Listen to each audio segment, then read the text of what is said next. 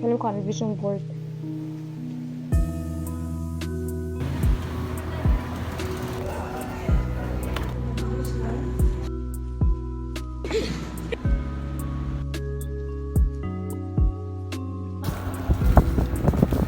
الكتب وصلت، لازم الليالي البيضاء ديستويفسكي.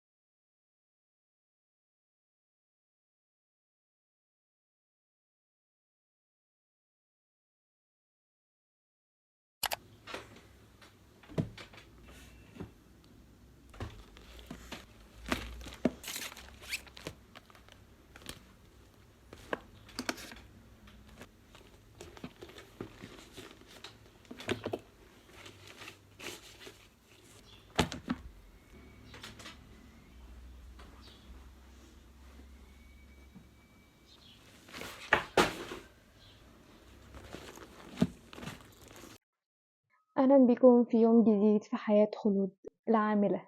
دلوقتي المفروض اجهز عشان امشي. انا مش محتاجة اقول لكم ان انا متأخرة، مش محتاجة. بصحى 5 الفجر وبروح متأخر، يعني مش عارفة انا هصحى امتى عشان اطلع من البيت وقتي مظبوط. دلوقتي هحط ميك اب، شوية ميك اب صغيرين، وهمشي على طول اطلع اجري. الميك اب بتاعي مؤخرا 2 برودكت 4 برودكت. ساعات في ايام من رايحة الشغل بالذات ببقى طالعة بس اللي هو حاطة ليب مويسترايزر وعاملة حواجبي بالايبراو جل بس، واروح طالعة رايحة الشغل. ساعات ايام كتير مبيبقاش عندي طاقة ان انا احط ميك اب او حاجة. بالنسبة لي اصلا الميك اب ده مش حاجة يومية، فعادي. بس النهاردة حسيت ان انا عايزة احط. حاسة بجد ان احنا في اول 12، حاسة ان شهر 11 عدى كده، حاسة ان السنة كلها عدت كده. بما اننا بقى في شهر 12، فانا عايزة اكلمكم عن الفيجن بورد. استنوا فيديو عن الفيجن بورد وايه اللي حصل السنة دي، وايه اللي اتحقق معايا وايه اللي ما اتحققش، ونعمل فيجن بورد السنة الجديدة سوا. هنا اختي جايه لي النهارده الشغل. انا ما شفتش هنا بقالي اكتر من 3 اسابيع، ودي اطول مده ما اشوفش فيها هنا، فوحشتني جدا. وقالت لي انها النهارده هتجيلي على الشغل وبعدين هنخرج سوا بعد الشغل. مبسوطه قوي اني بجد انا عايزه اقعد معاها كتير قوي ومفتقداها. مؤخرا بقيت احط كحل بني برضو عن الكحل الاسود. كنت لازقه في الكحل الاسود بقالي فتره، بعدين بقيت اروح للكحل البني. الكحل البني بيوسع العيون، لو حد عينيه صغيرة يحط كحل بني، لأن الكحل البني هو اللي هيكبر عيونكم، مش الكحل الأسود، لأن الكحل الأسود بيصغرها. بس برضه بيبقى شكلها حلو الكحل الأسود برضه، يعني حتى لو بيصغرها. وده تنت جبته من روزبيري اللي لقيته. قعدت كتير قوي وقتها على بدور التنت ليكويد، انا بحب التنت ليكويد قوي. قعدت ادور كتير خالص زي ما يكون كان ممنوع، مش فاهمه كان فيه ايه. بس هو حلو كاستعمال يومي، هو حلو. بس في حاجه بسيطه قد كده، انت اول ما تحطيه اعملي تابنج على طول عشان بيطبع. فاضل حاجة واحدة، ليب مويسترايزر، ونطلع. إحدى الأسباب اللي مخليني أحط ميك اب النهاردة إن أنا هقابل هنا وهنخرج سوا. بس تخيلوا حد ما شافش أخته أكتر من 3 أسابيع، دي أطول فترة ما شفتش فيها هنا، فبجد وحشاني قوي. هاخدهم معايا عشان لو هجدد الميك اب في الشغل، عشان هشوف هنا أكيد يعني، مش عشان حاجة تانية.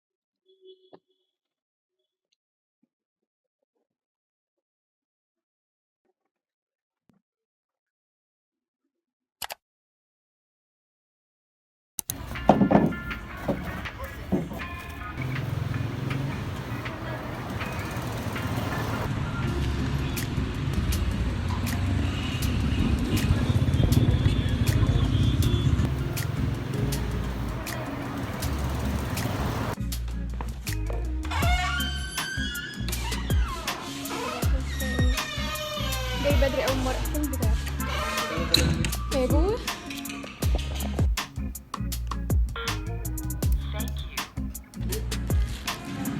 عمال يتكلم محدش راضي. هو هيقول ايه؟ انا كنت استني هو تقريبا دخل 8 و10 على باكي.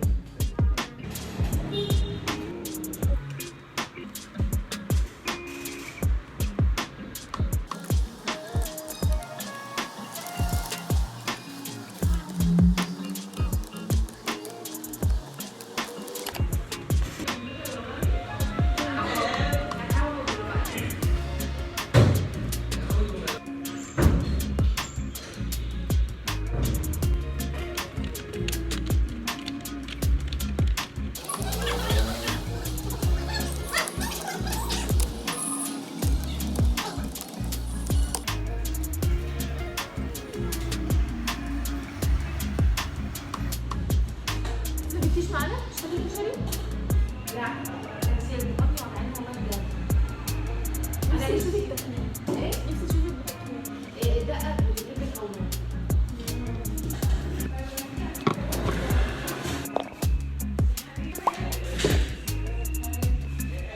طب ما تيجي تجيب معايا.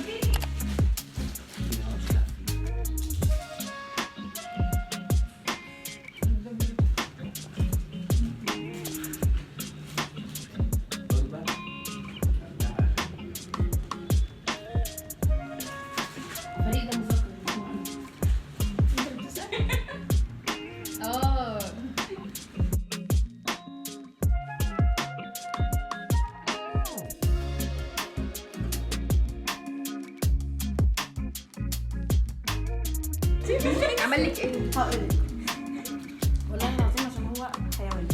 انا كنت بضربه، فانا بعمل كده عشان كنت لازقه في الحيطه وبضربه، فبعمل كده عشان اضربه. هو اتغير يعني اتحرك، فايدي جت في الحيطه فانا اتوجعت.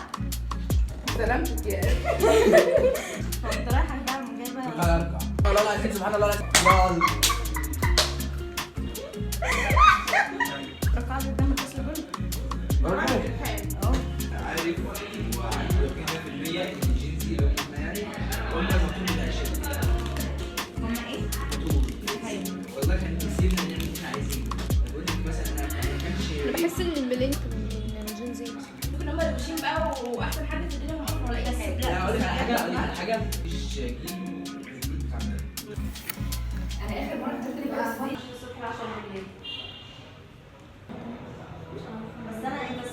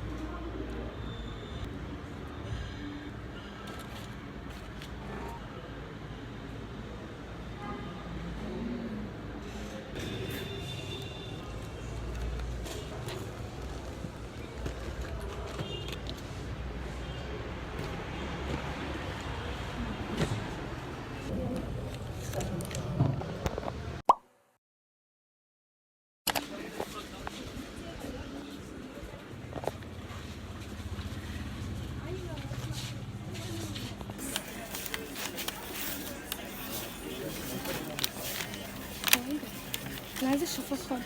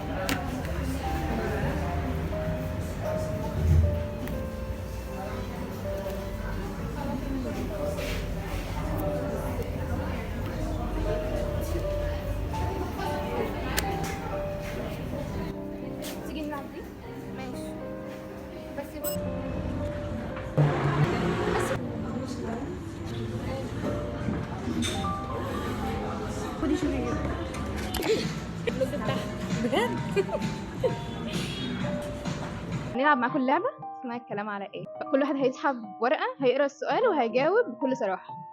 تمام.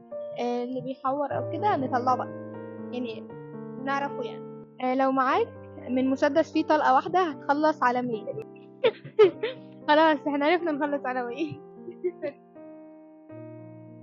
لو عندك قدرة انك تختفي تحبي تروحي فين؟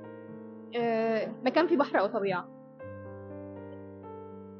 تقدر تعرف ميعاد موتك تختار تعرف ولا زي ما تيجي؟ زي ما تيجي.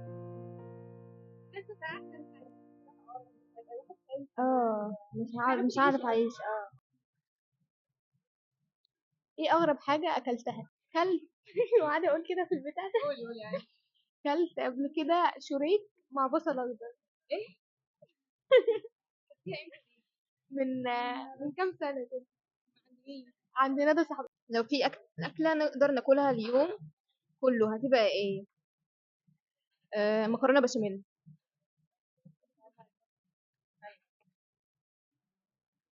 لو عقلك فلاشة هتحمل عليه ايه؟ آه، اوتوكاد 3 دي ماكس، الحاجات اللي انا مش عارفة اخد لها كورسات دي. ماشي هكمل. طب ماشي وانا عايزة اخد دي. طب نزلوها يا جماعة حضرتك. نزلوها. انا هروح اوديه. كام حاجة.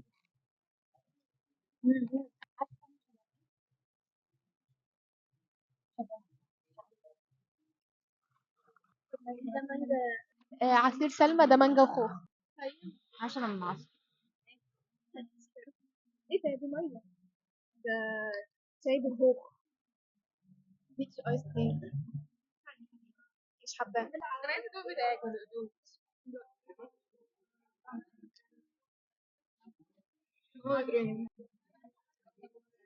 الذكاء، الجمال، الحنية، رتبهم حسب أولوياتك. آه صعب الموضوع. الحنية، الذكاء، الجمال. هحط الذكاء الاول بعدين. هم مترتبين اصلا. الحنية أحسن يعني أهم حاجة لازم تكون في الأولوية. ما حطيتش ذكاء ايه، ما هو يمكن ذكاء عاطفي. أيوة. ماشي الذكاء العاطفي ده اللي هو شخص بيتلاعب.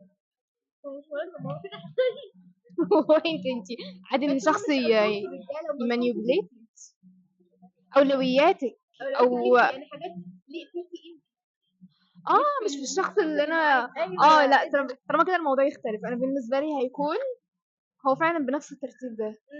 والله العظيم فعلا. لو انا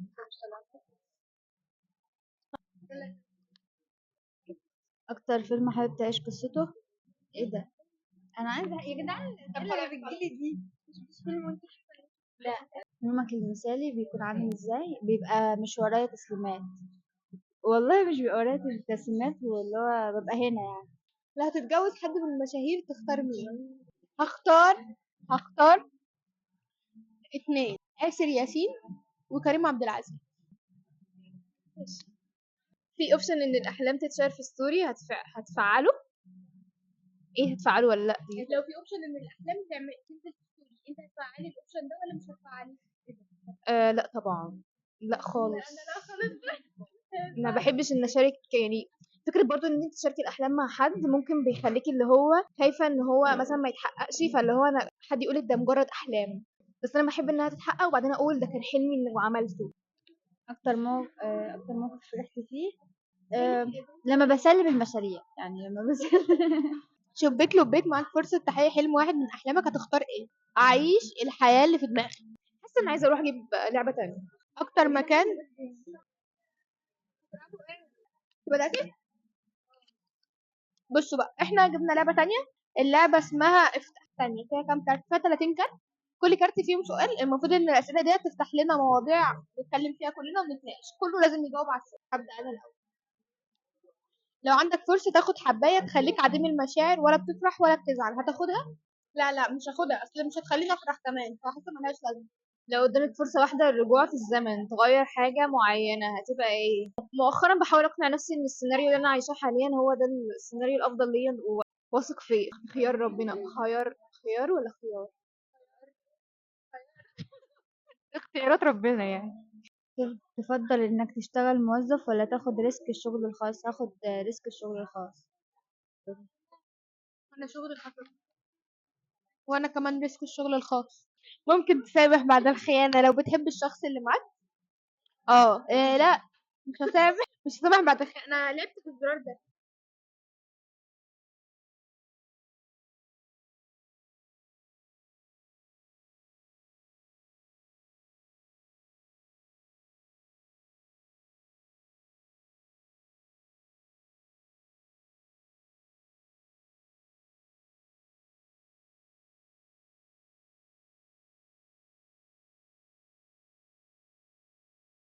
انا همشي بقى يا جدعان بقى، رب تدخلوا الجنة يا جماعة.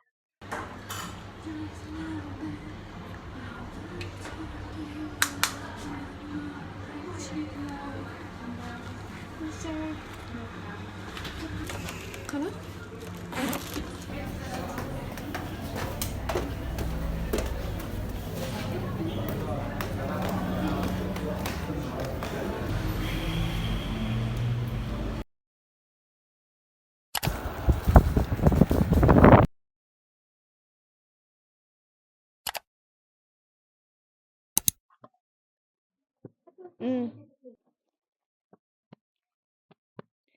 الكتب وصلت؟ بصراحة مش متحمسة أوي.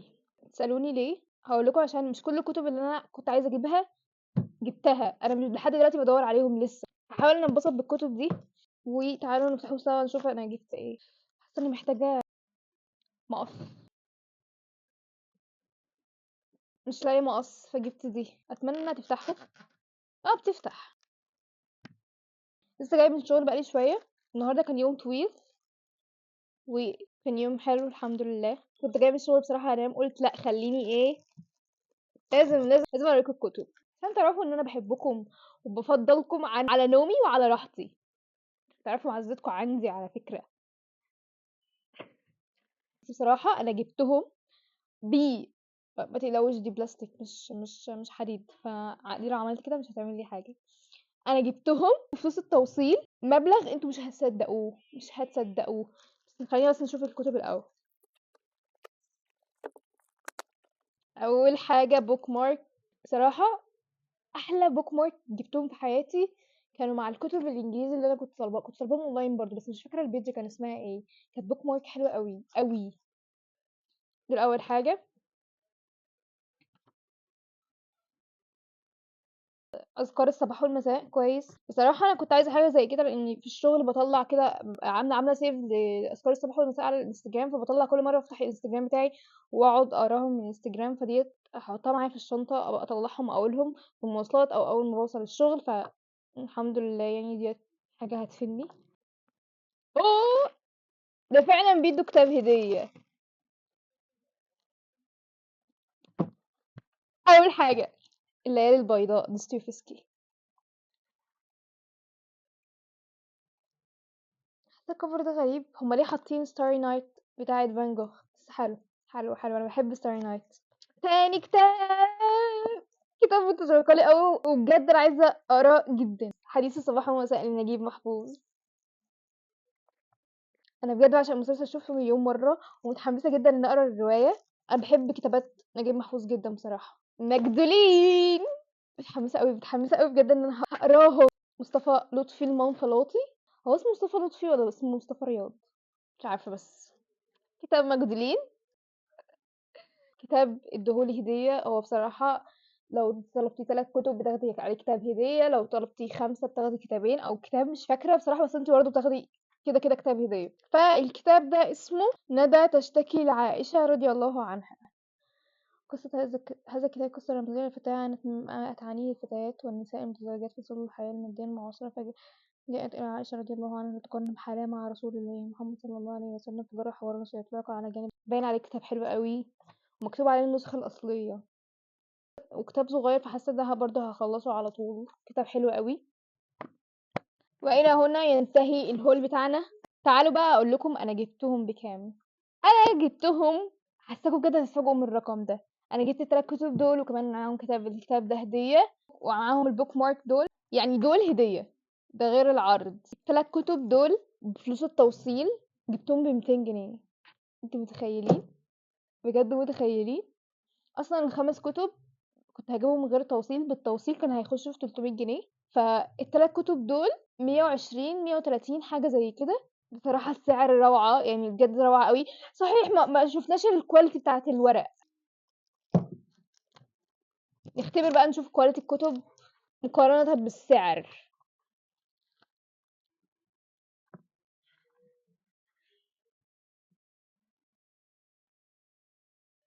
والله بصوا، هو في حالة كويسة مقارنة بالسعر والحالة اللي عليها الكتاب. هو كويس، الطباعة مش أحسن حاجة، الورق برضه مش أحسن حاجة، بس حالة من اللي هو تمام مش وحش. برضه في كلمات يعني مثلا معمول فيها خط كده، يعني مش خط بالقلم، يعني خط كده اللي هو الطباعة مثلا حتة فاضية كده في الكلمة، فاهميني؟ بس برضه بجد مقارنة بسعره مش وحش خالص. هل انا ممكن اطلب تاني؟ عادي هطلب تاني لو لقيت الكتب اللي انا عايزاها، بجد كنت هطلبهم كلهم اصلا. بس كده كنت شاركتكم كل حاجة. افتكرت حاجة، آخر فيديو نزلته على اليوتيوب كنت بتكلم عن ثانوية عامة، وكنت بقول ان اي حاجة، ان ثانوية عامة اكيد مش كلها ليها جوانب وحشة، اكيد ليها جوانب حلوة، لان مش كل حاجة ليها جانب وحش بس، اكيد بيبقى ليها جانب حلو كمان. وبعدين الكومنت موتني ضحك اول ما شفته، حد بيقول انا في ثانوية عامة والسنة دي مفيش حاجة فيها عدلة. ليه؟ والى هنا ينتهي الفلوج بتاعنا. اتمنى ان انتوا تكونوا استمتعتوا بالفلوج ده. اشوفكم الفيديو الجاي. باي.